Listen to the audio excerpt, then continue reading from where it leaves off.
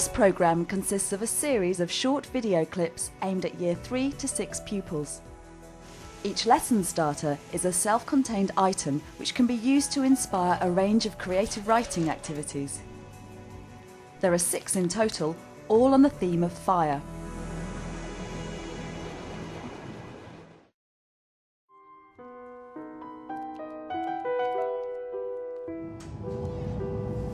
This is going to happen very quickly.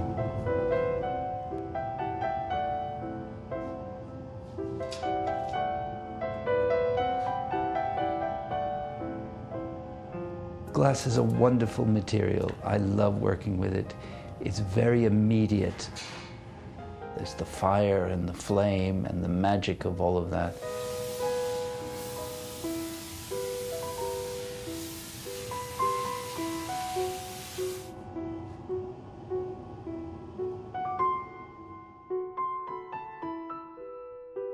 In order to turn sand, which is the basic material of glass, into glass, you need a lot of heat, a lot of flame, and a lot of fire, which reaches a high enough temperature so that the sand actually melts. We go inside the furnace with large irons called blowing irons. The irons are hollow down the center. The furnace is about 1130 degrees centigrade, and we scoop out, we gather out the molten glass. It's like treacle.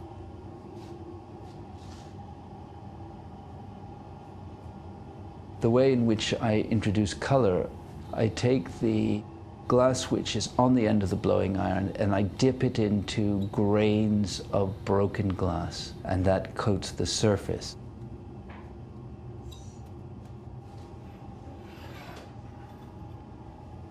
The art of glassmaking has not changed since Roman times. The benches that we use to sit on to do the forming and shaping, the jacks or the pincers are almost exactly the same tools that were used 2,000 years ago.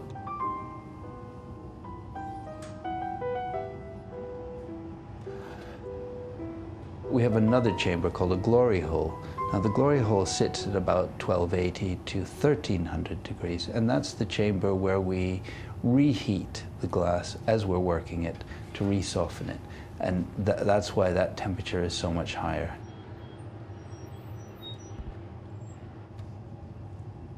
The most important process in making a plate is the spinning at the end. You've shaped it as you would a bowl. The very last moment, the spinning creates centrifugal force and pulls the edge of the bowl right out and flattens it.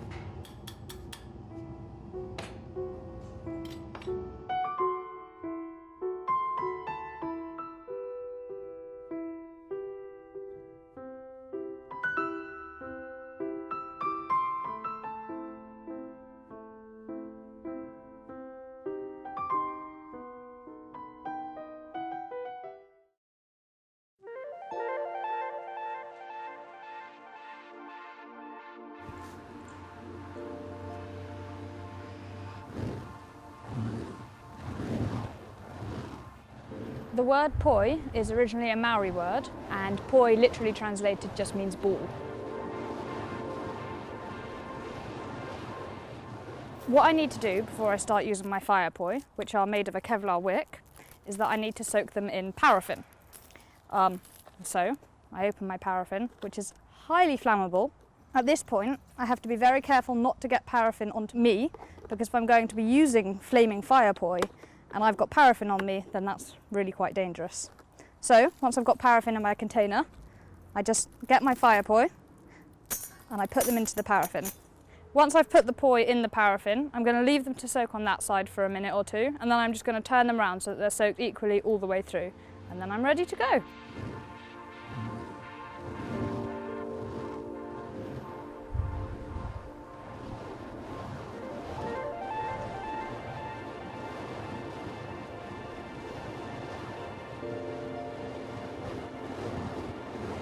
The first trick I learned with poi is called a weave, which is the basic trick in poi.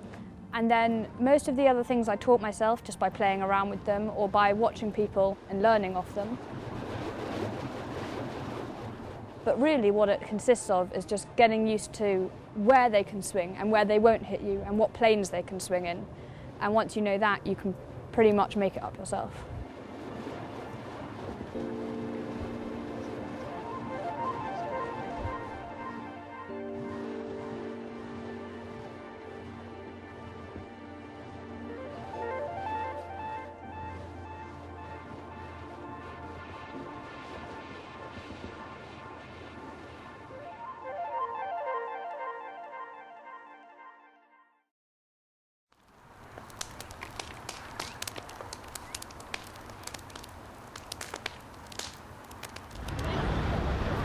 A huge fire at a derelict warehouse on the Olympic site in East London.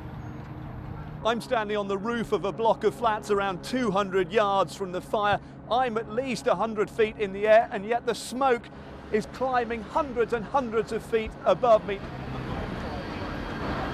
There's flames within the smoke shooting up in the air. Across the whole side there is a blaze, and then the smoke is just drifted all the way over towards Stratford. The whole area seemed to be completely covered in smoke. When volcanoes erupt without warning, fire and molten lava pour out, threatening everything around them.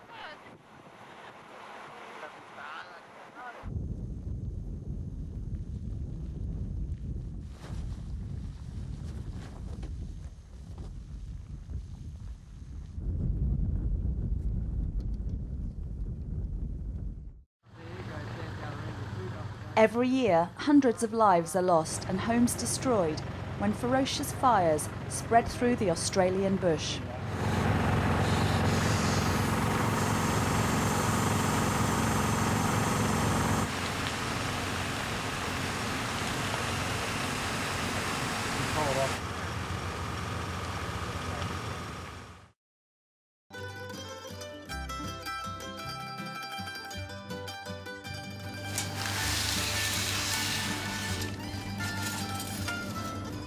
We are going to basically show what we're going to do with the fire that helps us to make this lovely pizza.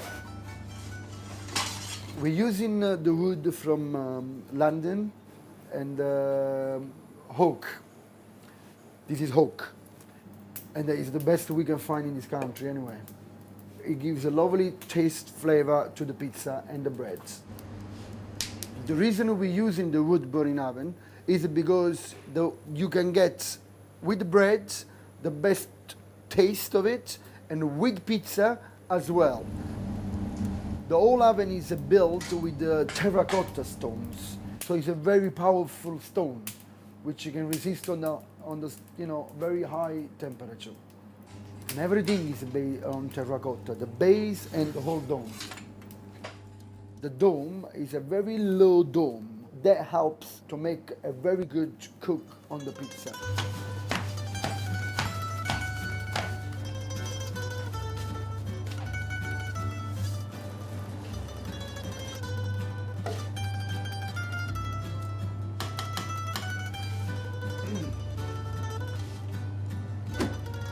You don't need to put too much cheese on these pizzas, because if you put too much ingredient on this dough, the dough is so light and soft that you will not hold all these ingredients.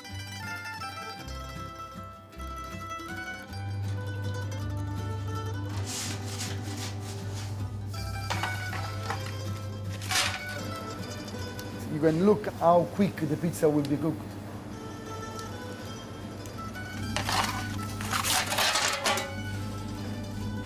Touch, yeah? The pizza is ready. That's how quick it takes to cook a pizza. Difference of other pizza, and I'll show you the difference. And the reason why you can't put too much ingredient in this pizza.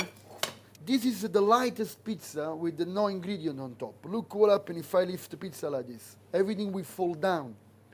So you can't eat this pizza like you normally eat all pizza in London. What you do with this pizza, the only way, I mean, there is a different way, but one of the common easy way is just 4-part, cut it, roll it, and then eat it like this. Delicious.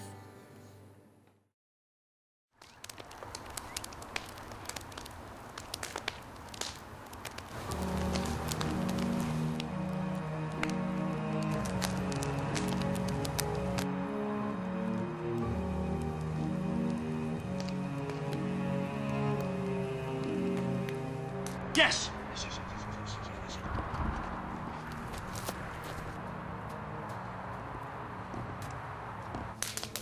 The coals I was walking on were actually at a temperature of several hundred degrees Celsius. However, I didn't get burnt. In fact, I didn't feel any pain at all because I was walking so quickly that there was hardly any time for any amount of heat to transfer from the coals to my feet. It's actually slightly misleading to call it fire walking because you're not walking on flames, you're walking on these coals, and yes, they are very hot, but they're covered in a fine layer of ash which acts as an insulating layer and protects your feet from the heat. Firewalking's been around in different cultures for hundreds if not thousands of years, and it's often used as a ritual to test people's faith. And in a way, I guess I was putting my faith in science. Science passed the test. Now, this was something I did as a scientist and in very carefully controlled conditions, so I wouldn't recommend you try and do it yourself.